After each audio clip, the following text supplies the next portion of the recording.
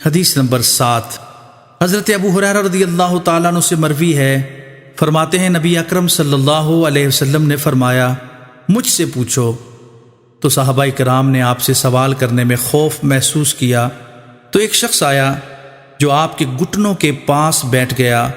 اس نے عرض کیا، یا رسول اللہ صلی اللہ علیہ وسلم، اسلام کیا ہے؟ آپ نے ارشاد فرمایا، اللہ تعالیٰ کے ساتھ کسی کو شریک نہ ٹھہراؤ، اور نماز قائم کرو، زکوٰۃ ادا کرو، اور رمضان کے روزے رکھو۔ اس نے کہا، آپ نے سچ فرمایا۔ پھر کہا، یا رسول اللہ صلی اللہ علیہ وسلم، ایمان کیا ہے؟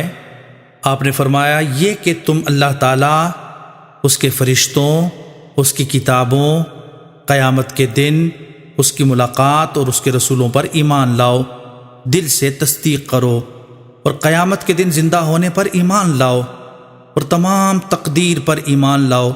اس نے عرض کیا، یا رسول اللہ، آپ نے سچ فرمایا۔ پھر عرض کیا، یا رسول اللہ، احسان کیا ہے؟ آپ صلی اللہ علیہ وسلم نے ارشاد فرمایا، یہ کہ اللہ تعالیٰ سے اس طرح ڈرو گویا تم اسے دیکھ رہے ہو، پس اگر تم اسے نہیں دیکھتے تو وہ یقیناً تمہیں دیکھتا ہے۔ اس نے عرض کیا، یا رسول اللہ صلی اللہ علیہ وسلم، آپ نے سچ فرمایا۔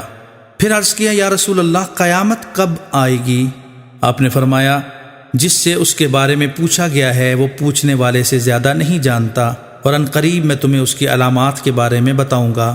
جب تم کسی عورت کو دیکھو کہ وہ اپنے آقا کو جنتی ہے تو یہ قیامت کی علامات میں سے ہے، اور جب تم ننگے پاؤں ننگے جسم والوں بہرے گنگے لوگوں کو زمین کے بادشاہ دیکھو تو یہ قیامت کی نشانیوں میں سے ہے، اور جب تم بکریاں چرانے والوں کو عمارتوں میں باہم فخر کرتے دیکھو تو یہ قیامت کی نشانیوں میں سے ہے۔ یہ غیب کی ان 5 باتوں میں سے ہے جن کو اللہ تعالیٰ کے سوا کوئی نہیں جانتا۔ پھر آپ نے یہ آیت پڑھی۔ آیت کا ترجمہ حدیث نمبر 5 میں ملاحظہ فرمائیں۔ پھر وہ شخص اٹھ کھڑا ہوا، نبی اکرم صلی اللہ علیہ وسلم نے فرمایا، اس کو واپس میری طرف بلاؤ۔ اسے تلاش کیا گیا لیکن انہوں نے اسے نہ پایا، تو رسول اکرم صلی اللہ علیہ وسلم نے فرمایا، یہ جبریل ہیں جنہوں نے ارادہ کیا کہ تم جان لو جب تم نہ پوچھ سکے۔